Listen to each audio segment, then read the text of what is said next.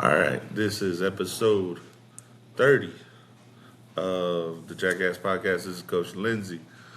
Thank you for joining us today, or joining me.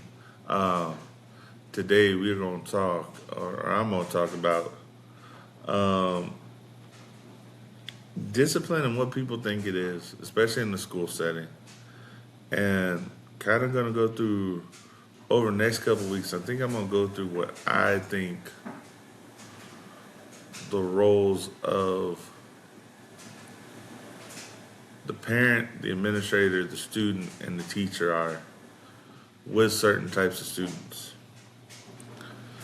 And we'll delve into that a little bit. Of course, going to talk some WWE stuff, going to talk some basketball, because it's been fun to watch them back. Going to talk about Trump and the tariffs and what's it called? And the Supreme Court and the ruling on the tariffs, which isn't a shocker if you're somewhat familiar with checks and balances. It kind of makes sense. We're going to talk about ICE walkouts in Texas. And probably within the discipline, we're going to talk about where that needs to start.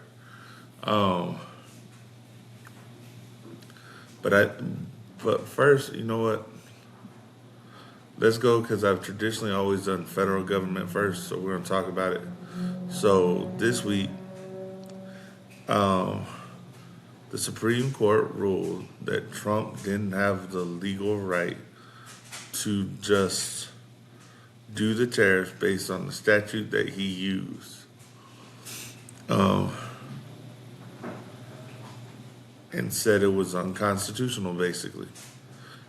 Because what we have to remember is that the way that the government's set up is in the Constitution. It is something, the separation of powers, especially like with the 8th grade class, because I've been in for all 3 histories in the state of Texas. And that's kind of going to change, and we'll get into that when we talk education. But they talk about it and they test about it on what the separation of powers means.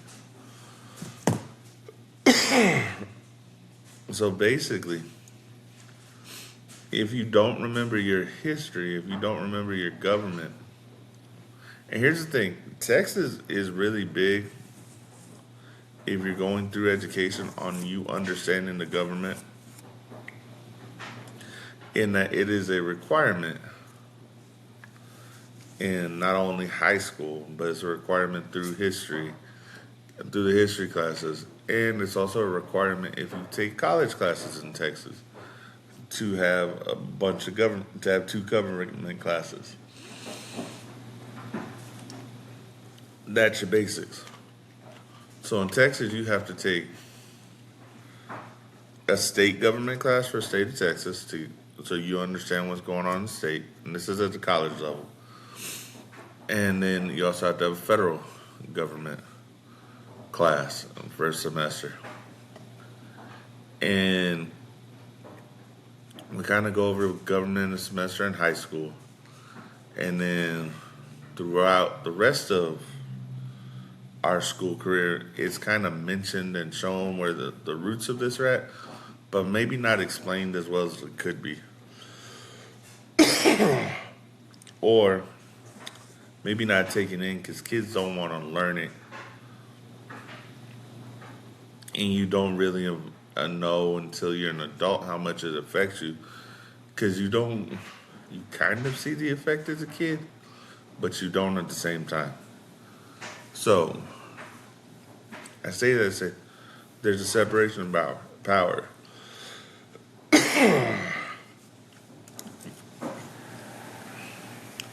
Congress is in charge of making laws, declaring war, and all the funding that goes into it. That's why we've had the government shutdowns, because Congress is in charge of that money. The president has what they call executive orders, where he can make an order and it can be temporary until Congress makes it a law. And he has certain parameters that he can do. And so, in saying that, they're saying that he overstepped his parameters. Because remember, when we were founded, people did not want another king. That's what we were getting rid of. We didn't want a king. We didn't want someone to be the one person making the rule of law. We wanted representatives to make the law, and the president got to choose whether or not he agreed or not. And then the ultimate check for both the executive and the legislative branch is the judicial branch. And at the highest level, the Supreme Court, their job is to say whether or not a law is constitutional or not. Does it follow the framework of the Constitution and the amendments that have been put in the Constitution? And I think what people were afraid of, and one of the guys I follow on TikTok, he's kind of the conservative voice on CNN right now, said it right. He's like, hey, they did what they were supposed to do by letter of law, what they said. It was a 6-3 vote. And I don't know if the opinions were shared. It was a 6-3 vote that it was not constitutional. Which I don't think, if you listen to people, is a shocker. Because really, the president doesn't have that authority. It's just got to go through the process to challenge that authority to get it all the way up to the Supreme Court. Okay, that's fine. Then that means the system worked. And that's not something I really want to hear people about, where you take things out of context and don't look at it from the most logical perspective. This shouldn't have shocked anybody that this is what happened. So with that being said,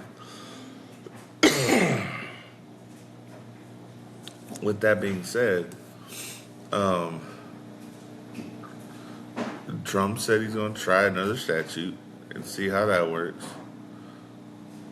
Because in his belief, the tariffs are going to work in favor of the country.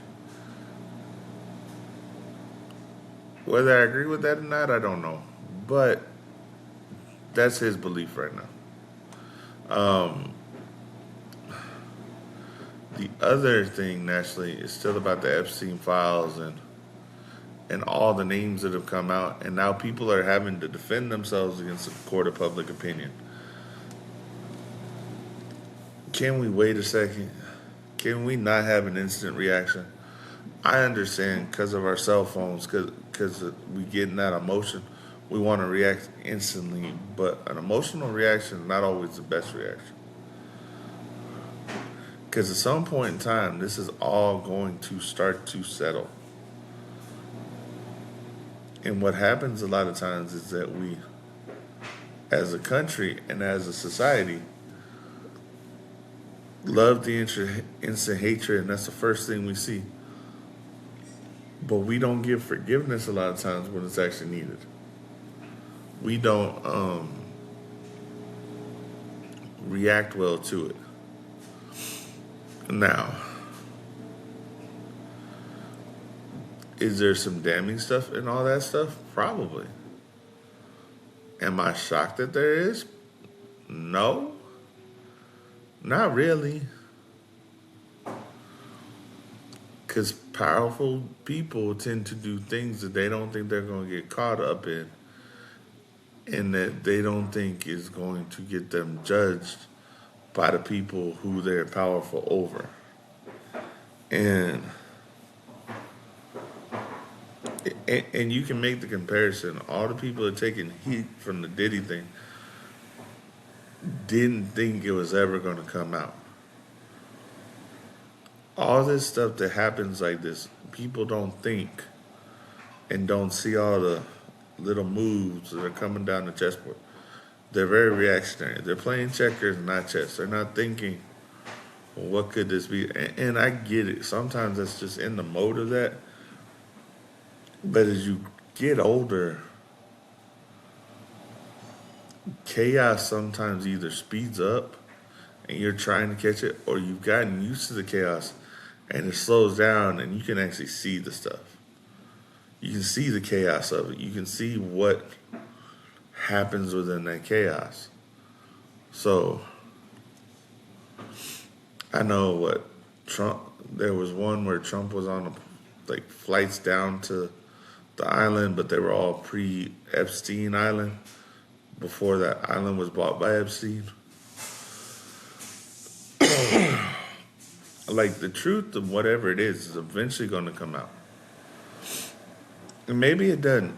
Maybe we hold secrets to the end and we don't let it out. But to sit here and think that there aren't a whole lot of people who this is going to burn would be naive, and I'm not that naive. I think it'll be interesting to see how this ends up.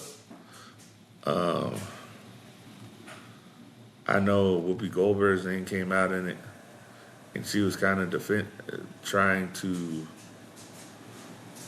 defend it or clarify it, which is her right. Like, it makes sense. But I don't think this was a one-sided thing. I think this is going to affect a lot of people on both sides of the aisle. And I don't know if when the fire and explosion of that actually happens, how many of those people are going to still be in power, or are they already hidden behind the scenes kind of deal? That's where my question lies. So let's see. Let's see what happens. It'll be interesting to see. So,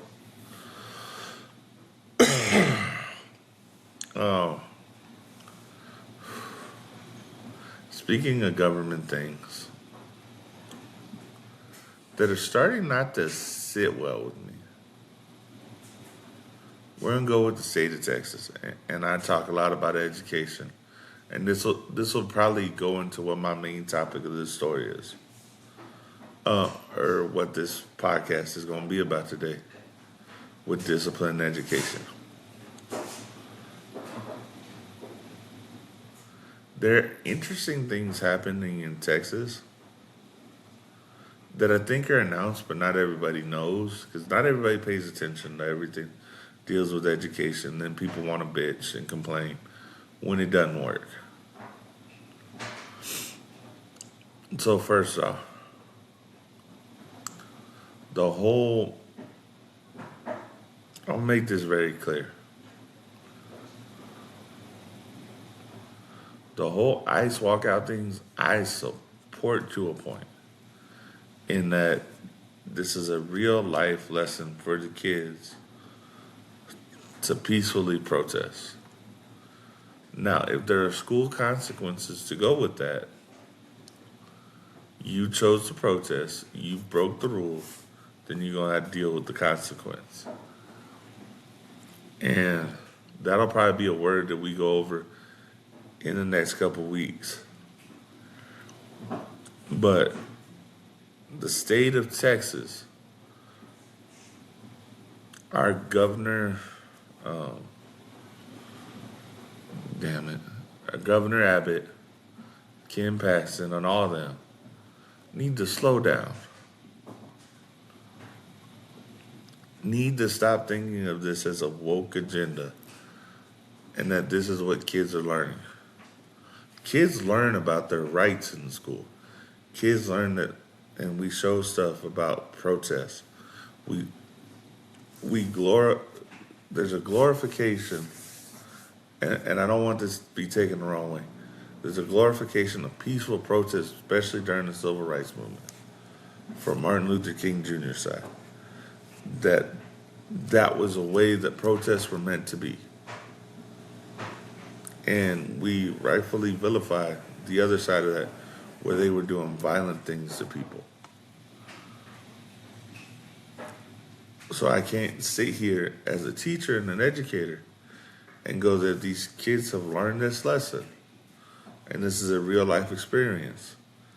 And everybody wants to complain that we need to be more realistic in our teaching style. This is a good moment for that.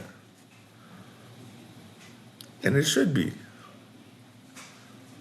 And they should have the right to express their rights and practice it within a school. Should it be like a lesson? No. Should you ruin your day and like just get marked absent and not show up and do the work you're supposed to do? No. Maybe you should organize this after school where you could get a lot more people in so they don't get in trouble.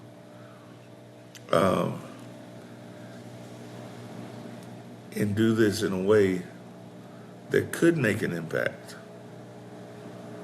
Don't cause destruction. Don't do like dumb things with it. But actually set a protest. Do it on a day y'all have off from school. See how many people you can get. Because to me, it's cool that they use their platform of social media and they make all these connections and say, hey, we're going to do this. Whether I agree with it or not, I think ICE are like a lot of law officials that are just doing their job. And then when they get put in compromising situations, because people overstep their boundaries and something happens and people bitch. Well, it shouldn't have escalated that much. Well, it took two to get in this tango. It's not just the police officer. What I see today, I saw a video of like a 70 or 80-year-old guy who the cops had this guy down, or the ICE agents had this guy down, and he was trying to take a bag, and the cop told him to stop. He kept on trying, so then the cop, while he had the guy handcuffed, the guy got tackled, and then he was arrested. Or I don't even think he was arrested. He was tackled and manhandled, and everybody's up in arms about it. Or the one where someone showed the story, this guy's yelling, they detained a 2-month-old baby, but didn't give all the facts. If you're emotional about this situation, I get it. There's a lot of propaganda you want to show that this isn't how it's supposed to be. I have lived in South Texas since I was 5 years old.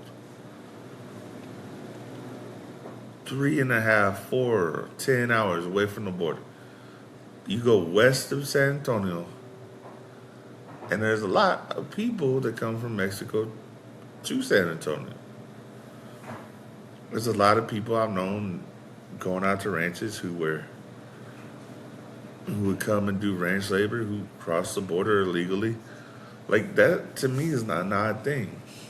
Not everyone who does it, and I think the people know that, not everyone who does it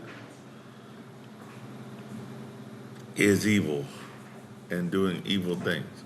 It's a small percentage. And if you don't realize it, and here's the funny thing. It's talking a small percentage.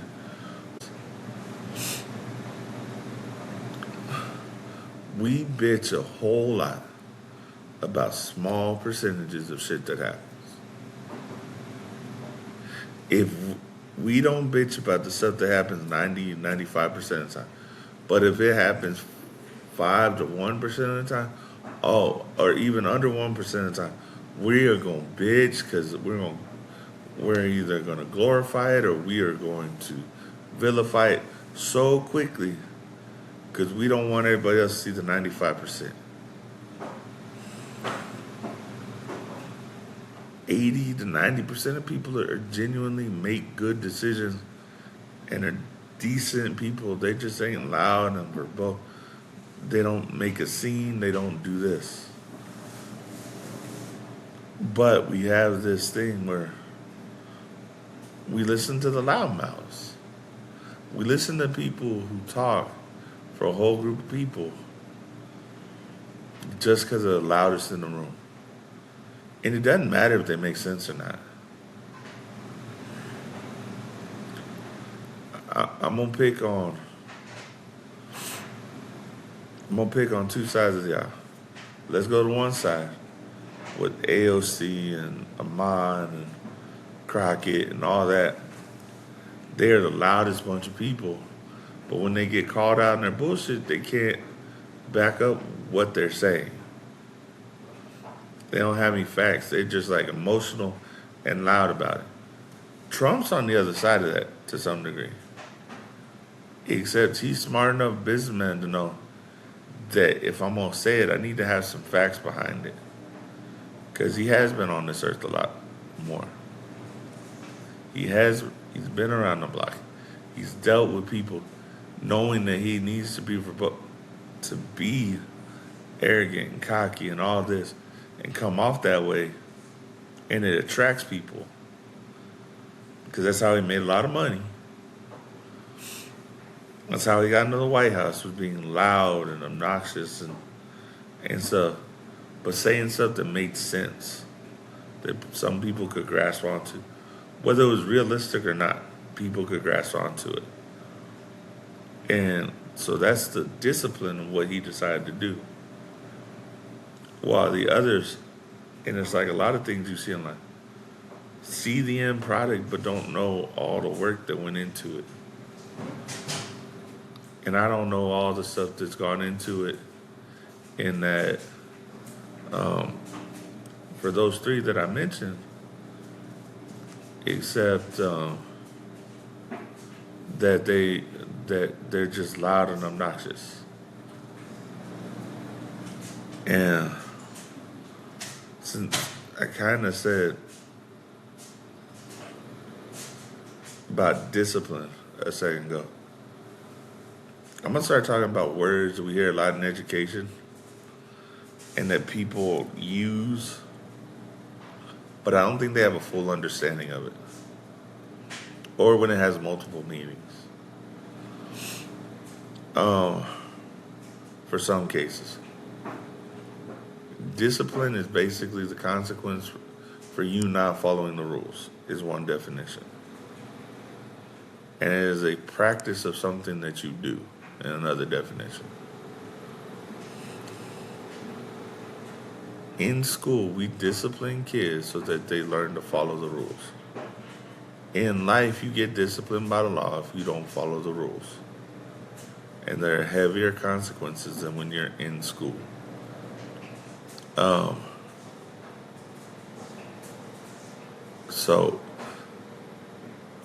And in a school setting, like the one that I have to weigh where my line is in my room, since I'm a behavior teacher, of what lines I won't let them cross, so that there's a discipline referral for them. That there's something that they need to do to be, like they have to be disciplined.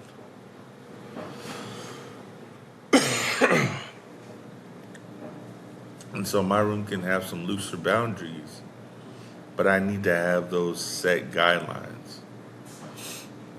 And sometimes it's finding what those non-negotiables are within the context of my room and the students that I have. Because it may not be the same for everybody. Actually, very seldom. There's a couple that you can't cross. Period. I don't care who you are. Spitting on somebody. Hitting somebody when you're not so irate that you don't have where you actually are in control of what you're doing. Throwing stuff in is basically for attention. Doing stuff that would get anyone else written up and should get you written up is where I draw a line with discipline in my room. Me not taking redirection sometimes I can get, but you have to learn that discipline is not a bad thing. Because we praise when people are disciplined in that they are practiced enough to do something, to make themselves or to follow a path of what they want to do. Usually we associate that with like martial arts, fighting, sports, the military. Like what your discipline is. In teaching, there has to be a discipline. If I'm teaching a regular general education class, I have to have a discipline of having certain things going, not giving the kids much free time, making sure that I'm on top of everything I need to be on top of. While in units, I get a little bit more looseness with that because I'm not teaching as many kids. We may not be pushing as hard because we're trying to get the kid to learn, but we're going to have them learn at their own pace. But there's still learning involved. And sometimes it's learning how to react to something. It's understanding that this and this and this are going to change. And sometimes it's getting the kids to learn that the world does not revolve, like my world does not revolve around you. Or that there is one top dog in the class, and it's not you. No matter what your mama and daddy tell you. But the discipline of learning to follow rules should start long before that kid ever steps foot in the school. Discipline should start it should start long before that child ever walks into a school. Kids need structure. Kids need to know what that boundary is. Kids need to know that they can feel safe. They need the discipline to understand that there are expectations in society. And I don't want to hear the argument that, well, if you do that, you take the kid's childhood away from them. No, your kid can still play.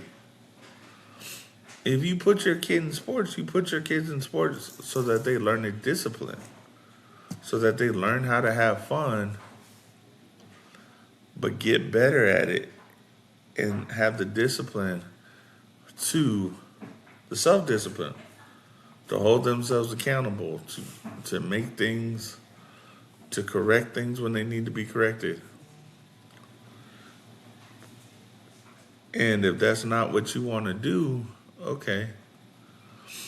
But here's the thing. You guys got to figure out what you want. Because as a teacher, when they get to middle school or high school where I'm at, and they're not disciplined, that's too late. You set your kid up for failure and way behind the 8 ball. If you're not disciplining your child at home because you want to be their friend versus being their parent, and there's a difference. My children know that I'm trying to get them to be an adult in a better situation than I was when I left high school. And that my expectations are you're going to put in a good effort and that you're going to be a decent person and you're not going to sit there and cross every line and piss off everybody. And sometimes when we don't learn to follow those rules, even if we don't like the rule, we still have to suffer the consequences for not following the rule.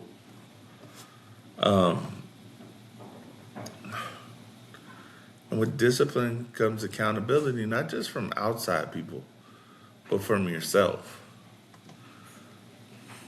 Every time I'm, my mindset is that of an old athlete. That if I mess up and I know I messed up, okay, it's gotten to where, how can I correct that next time? Where if I go back, maybe I shouldn't have called this play now as a coach.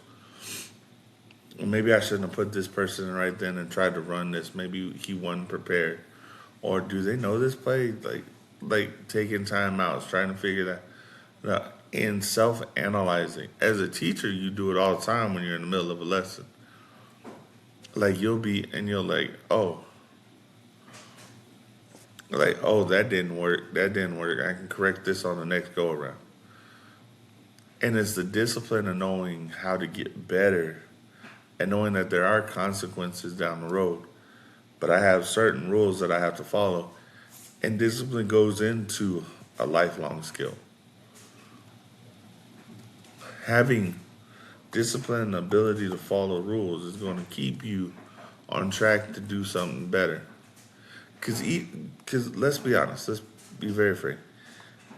Even if you are on the wrong side of the law doing something, there's still a discipline to doing it so you don't get caught. And I say all this about discipline to go into what the expectation is for every level of your kid being in like a general education setting, in a public school. I'm going to go with public because that's where I worked most of my career. I spent 11 or 12 of my years in public education versus 1 year at a charter school. And there's a little bit of difference there in a lot of things. But in public education, let's start from the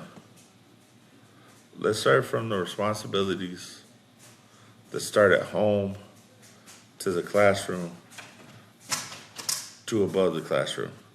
So let's start with the parent and the kid of a general education student. It is the parent's job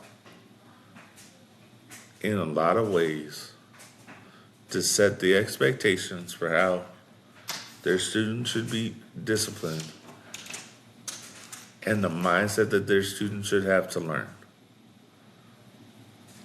And it should be set early on. And maybe it's not outspoken, maybe it's not like said, but maybe it's shown. And it's shown through action after action. But you have to be holding your kids accountable. That's the parent's job. Parents' job is to first teach about discipline and learning, not learning styles, but a willingness to learn and to accept that failure is okay. We've gotten away from this for some reason as a society. I won't say like my family has, but there's a lot of people who have overprotected their kids just so that they feel good and forgetting that to know what the truest up is, what the highest point is of something I do, I have to know the lows. There is no getting by that. And the later in our child's life that we teach this, the harder it is for them to grasp at times. Because we all want the best for our kids. But I think we think that bubble wrap. I think there are a lot of people that think that protecting your kid is just showing them success. Some of my favorite TikToks this week, I've followed a couple guys who do emails from parents. And I've seen Honest Teacher Vibes do it. She's great. But there's two others that have just come out with it. One's a coach, one's a straight up history teacher. I don't even know where they're from. But some of the most ridiculous thing, and it's parents overprotecting their kids. So, parent, your job is to help them along the way to learn, not take my job from me, but to learn, like holding them accountable, discipline, and that failure is all right because it teaches you something. That's stuff that they should have learned before they got to school with natural stuff. Because let's be honest, the cutest moment for a lot of parents is when their kid walks for that first time. But they'll take that first step, second step maybe, and then they fall. And then they're looking for your reaction to see, are you happy for them? Like, get up, are you encouraging them? Or are you making it such a big deal that they fell so they get a reaction? And in that moment, that's our first life lesson. We go, no, it's okay, let's try it again, or something like that. And encourage them to get up. Because that in essence is one of the grinds of life.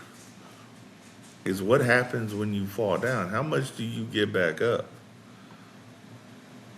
Like, do you get back up? Or are you waiting for someone just to help you up?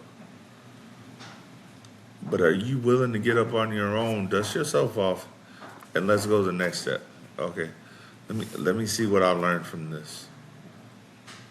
And that's why we had to have my favorite phrase with my kids sometimes is that there are natural consequences to what you do. And they're not always great. But when you do good things, there's a good consequence.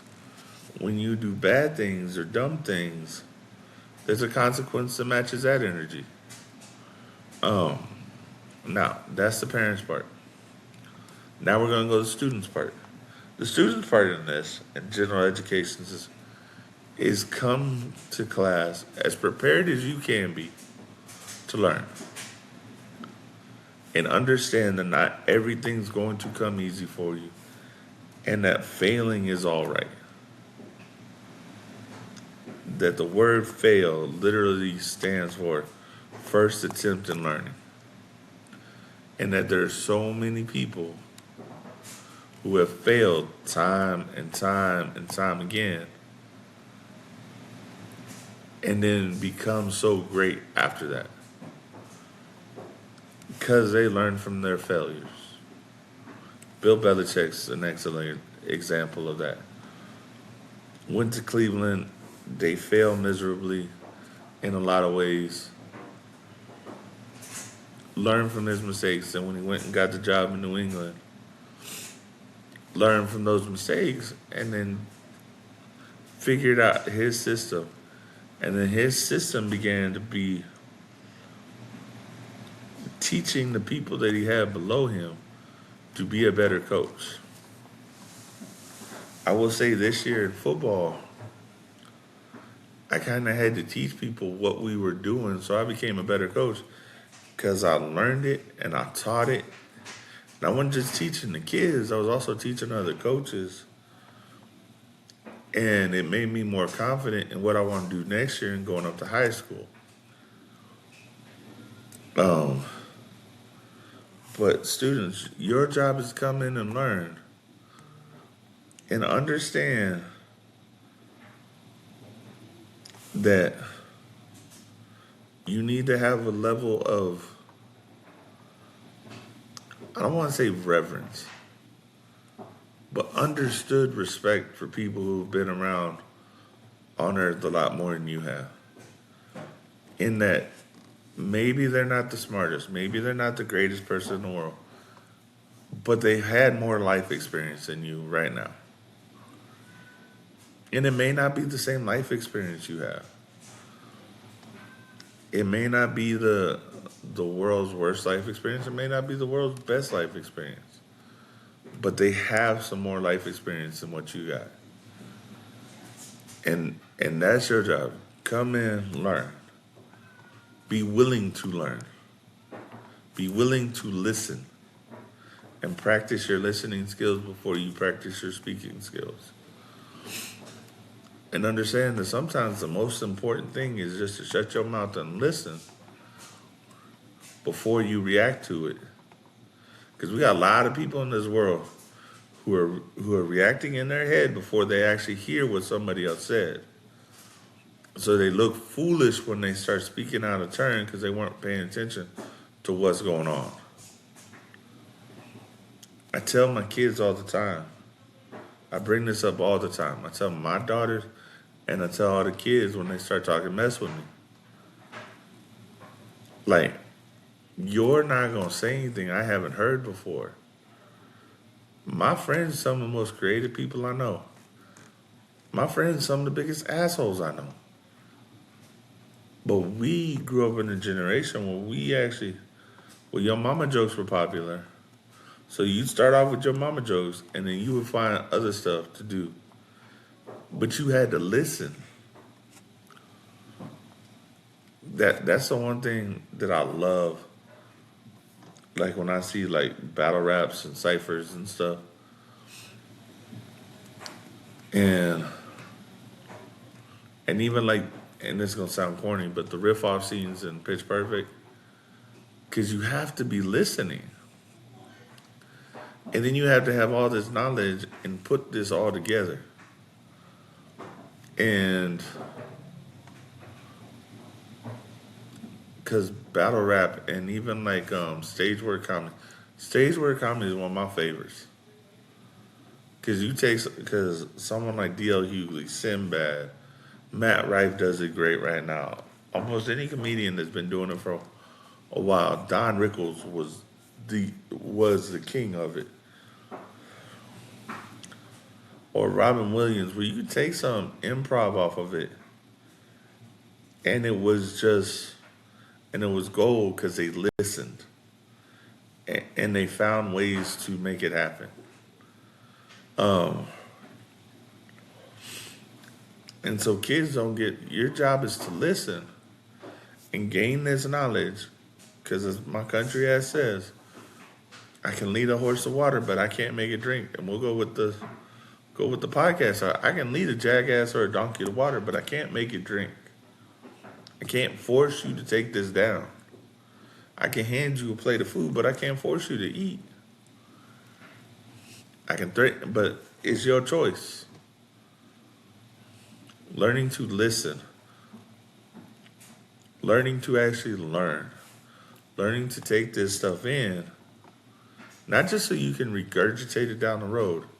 Because some of this, we teach for regurgitation for tests because the state says we got to.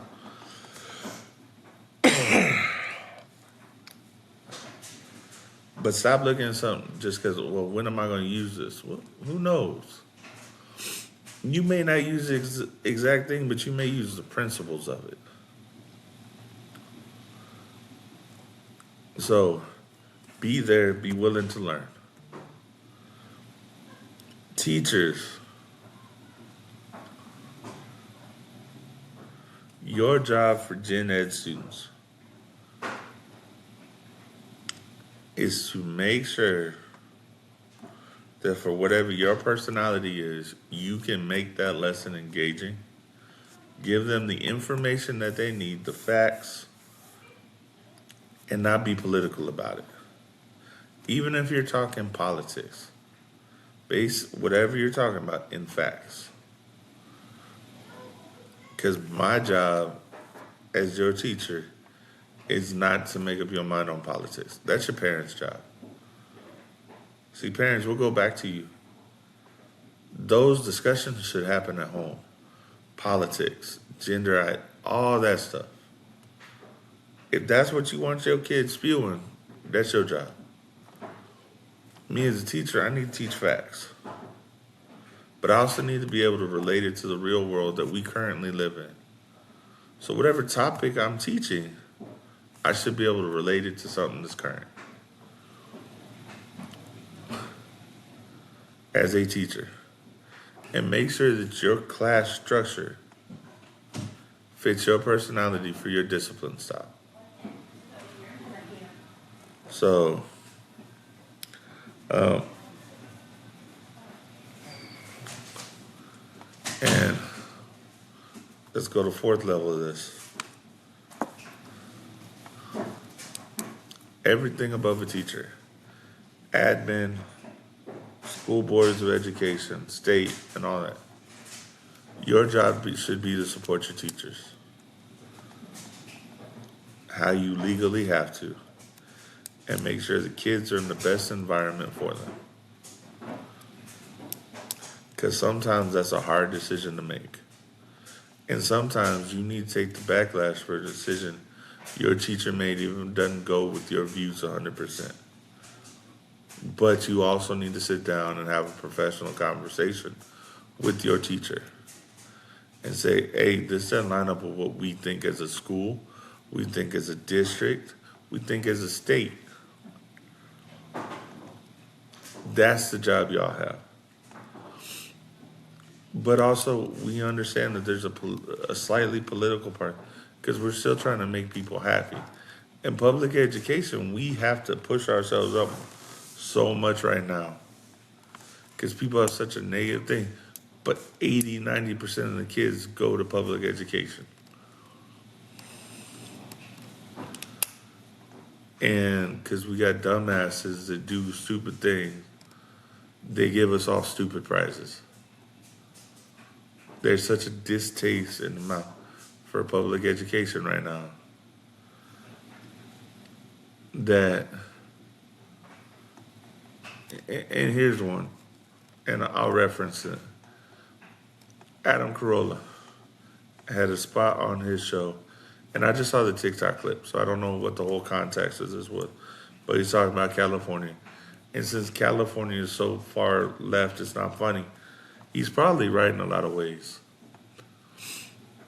That I don't, at least not down in Texas, when we had discussions as teachers, we wanted the kids back in the building.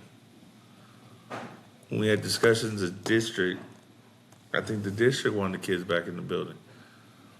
Because we understood that there's something missing with them being at home and them being on a computer and learning through a computer style.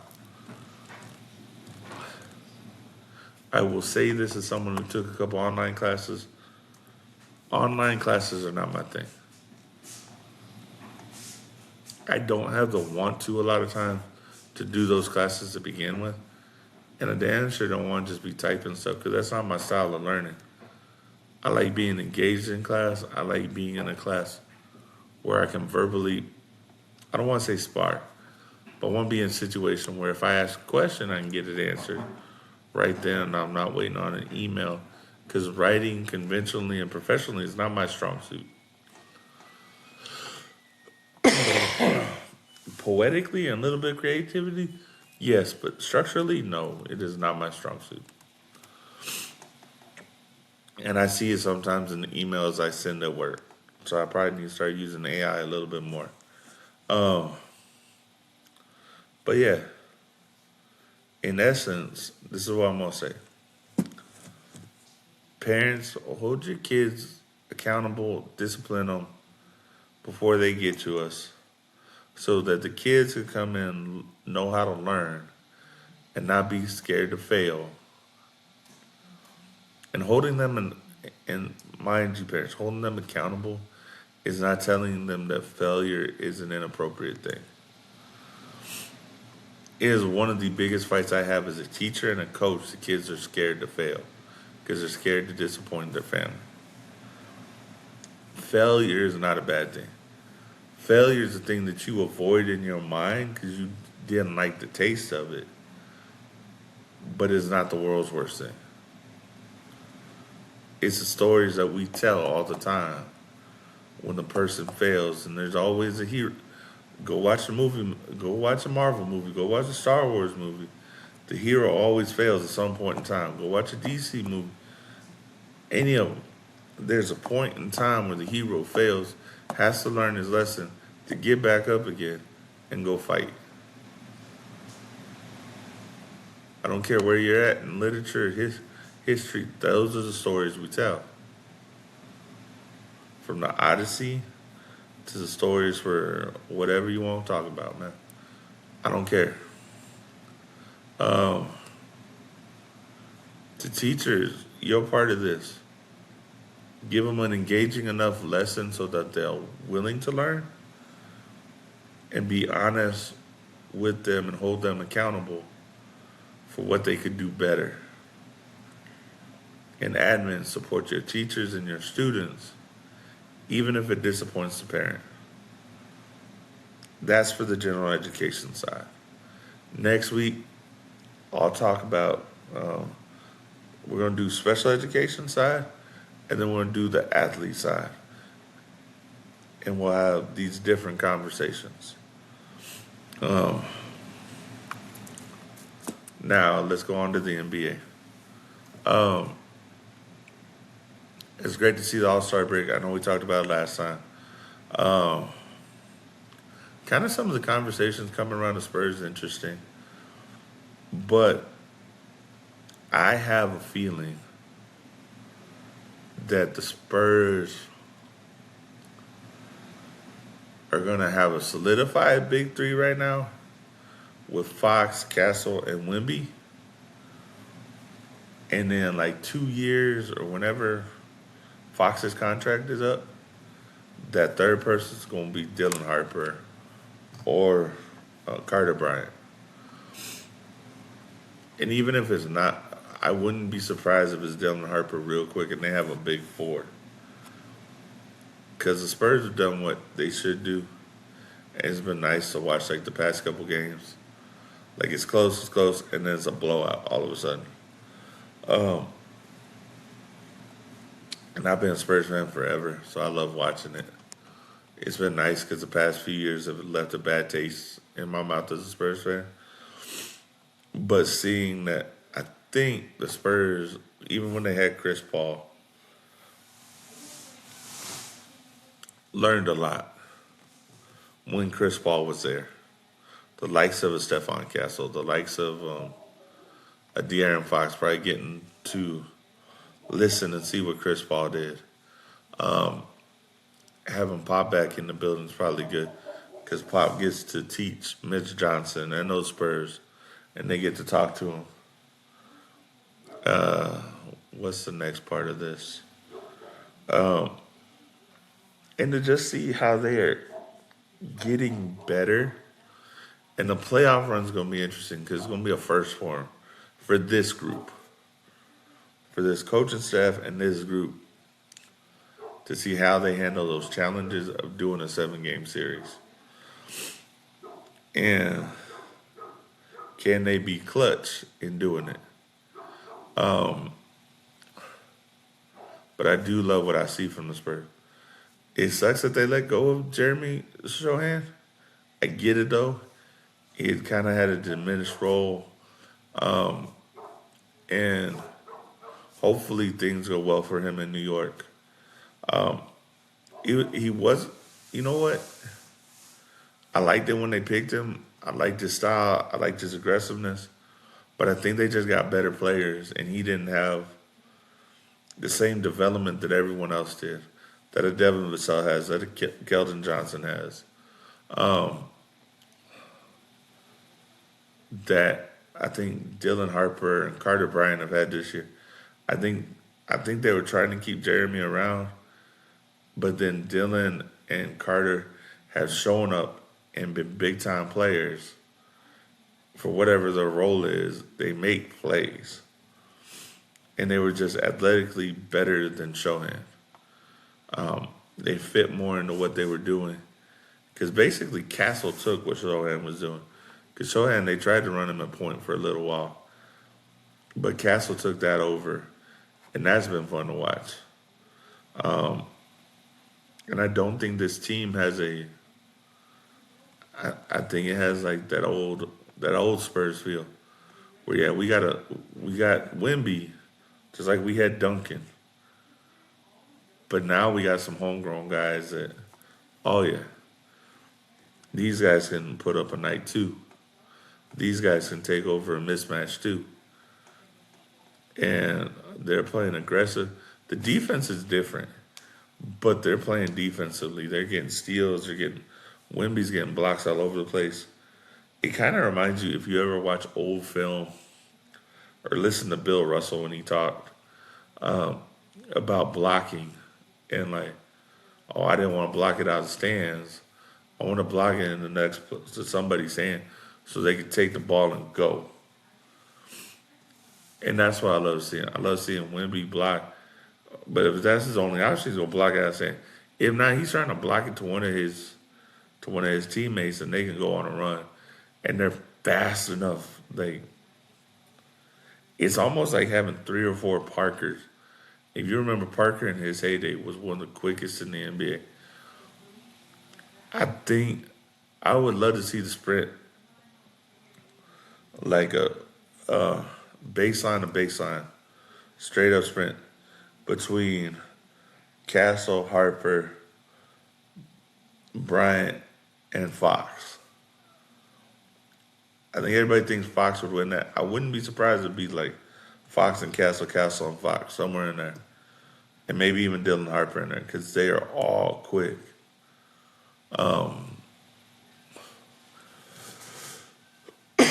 But I'm happy to see it. I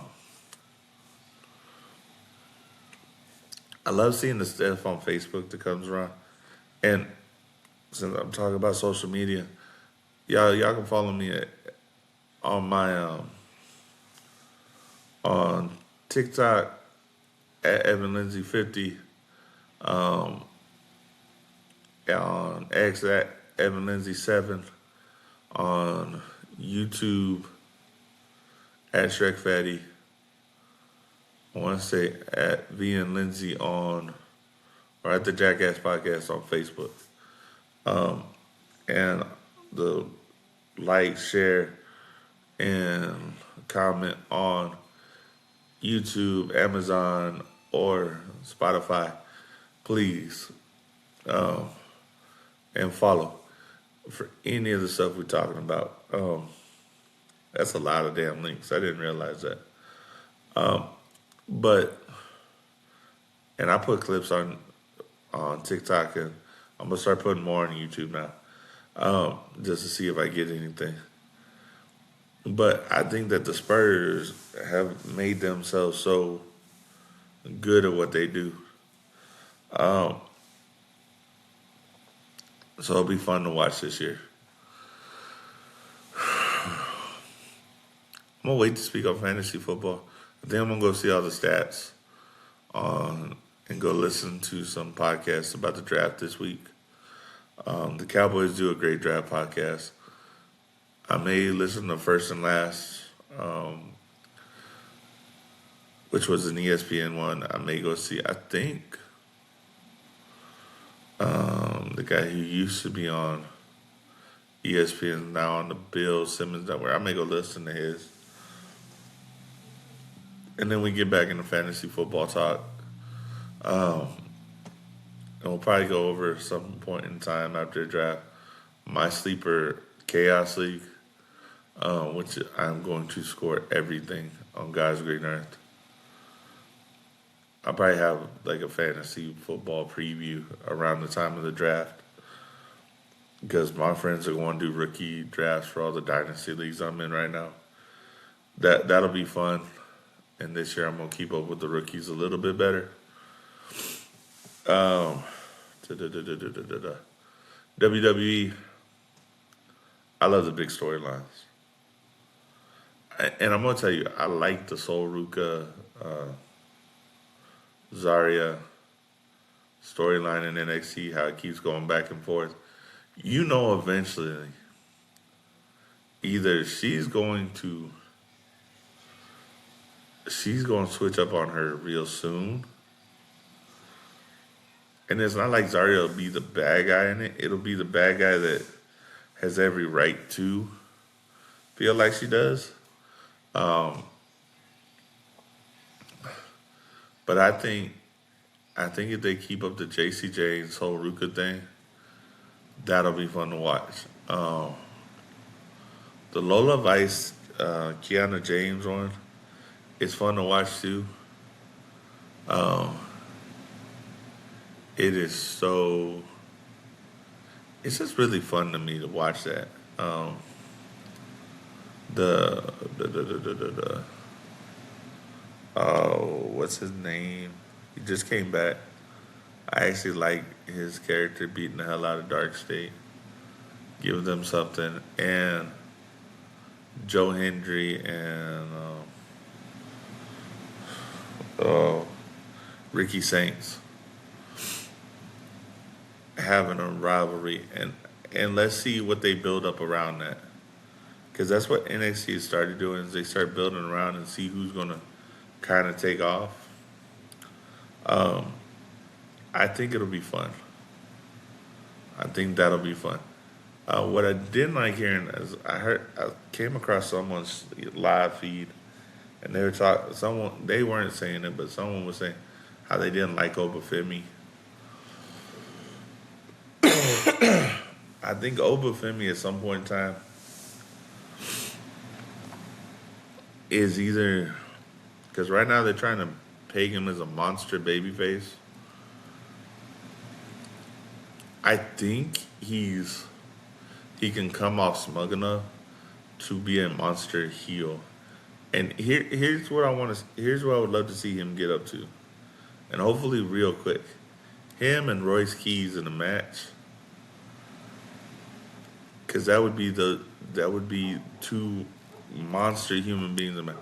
I want to see them get up to the to where Brock Lesnar can he can mess with Brock Lesnar. I don't think that should be this year. That was a really cool stare down within it, but I think you know what I think this would be cool.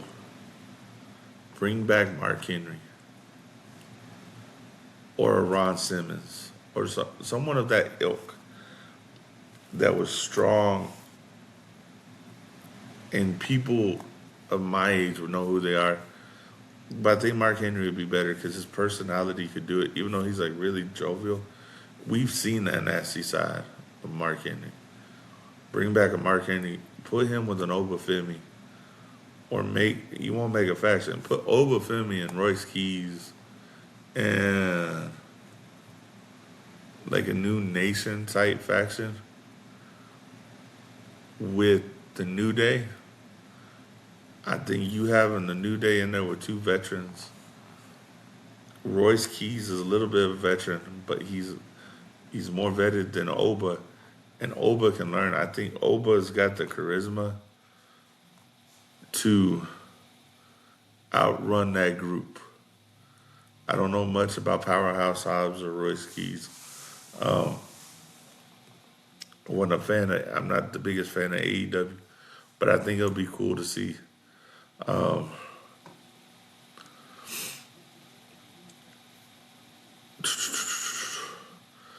Drew McIntyre is just fun to watch right now as a heel, as a chick. He's not even really a chicken. As a heel who's making logical sense, who's just being a dick. That's the kind of heel he's being. Um, I did love the promo with Becky Lynch and AJ Lee. I thought that was cool. Um, and I like getting the crazy out of AJ Lee.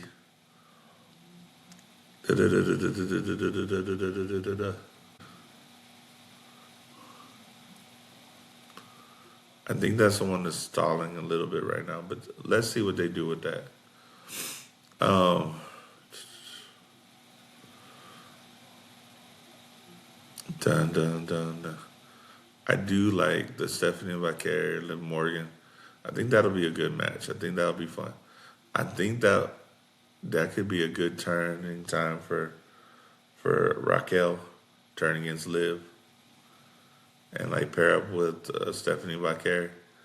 I think that would be a cool one. What else we got? You know what I've been fascinated with today, and I was gonna do my podcast earlier in the day. It's like 9:30 at night now.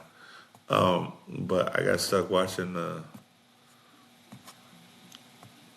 No Contest Wrestling podcast, and they were interviewing John Cena, and I just couldn't stop watching it. Hearing some of the questions that they had, hearing his answers, and I think he's truthful when he speaks on these podcasts. So it was fun to watch. It's. I think he's an optimistic individual who is just very. He comes off too corporate a little bit, but it's like a genuine corporate. It's weird, but I have loved it. Seeing Cody Rhodes and Jacob Fatu and that's been a really good storyline in there, and I wonder when that one's going to come to a head. And seeing Javon Evans in winning to be in the Elimination Chamber and to get Gunther mad, oh, I wonder where that's going to go. That's going to go somewhere. It'll be nice to see. The Finn Balor CM Punk one has been fun to watch. I think they should by now. I've thought this for a little bit. The Judgment Day needs to break up.